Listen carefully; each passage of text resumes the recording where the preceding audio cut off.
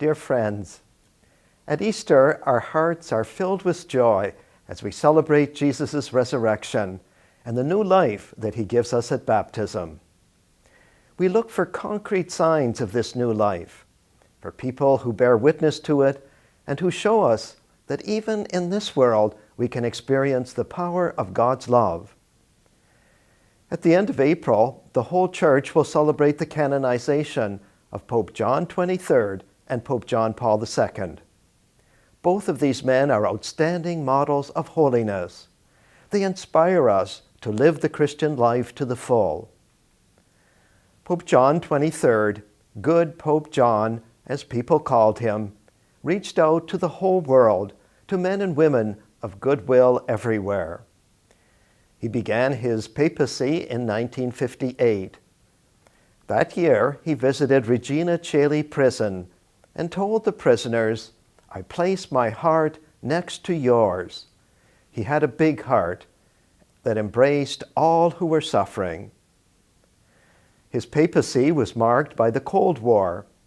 It was a time of fear, when the nuclear threat was brought to a head.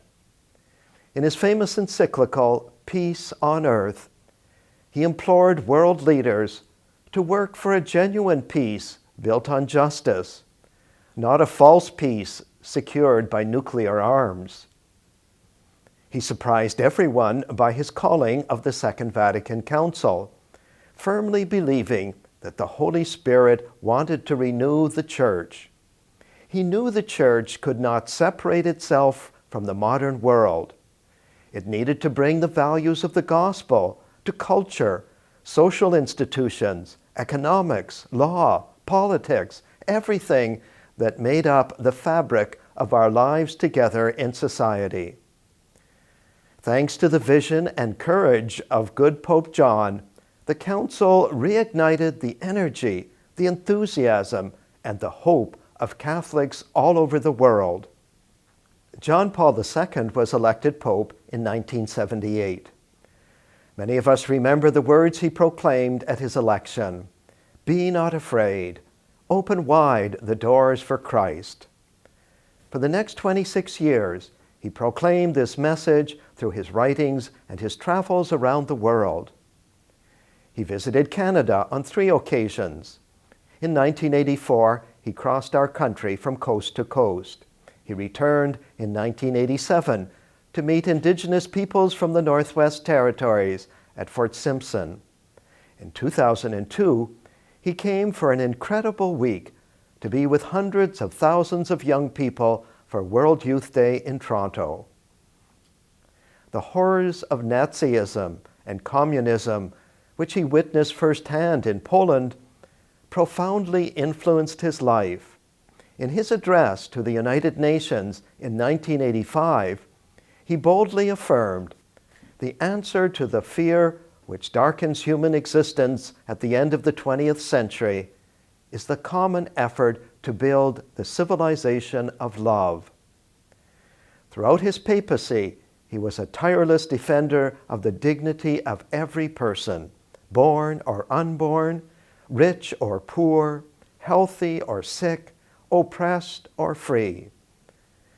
He had a clear understanding of the mission of the family to build up the civilization of love, and encouraged every family to guard, reveal, and communicate God's love. Perhaps what touched us most was the personal witness to holiness which he gave in his final years, as Parkinson's disease and arthritis took their toll, and the world saw him become more and more frail. Through his suffering, he pointed us to Christ and the gift of divine mercy. He believed that we are all called to holiness, each one of us, but he knew that we needed the saints to inspire us on our journey. So he canonized an enormous number of saints, more than all of the popes in the previous 300 years combined. I invite you to come to our churches to celebrate the Easter mystery. Jesus is risen and offers us the gift of new life. We thank God for St. John 23rd and St. John Paul II, two saints who give us an extraordinary witness of the life and joy that Jesus brings us. May we follow their example and open our hearts wide to Jesus, our risen Lord.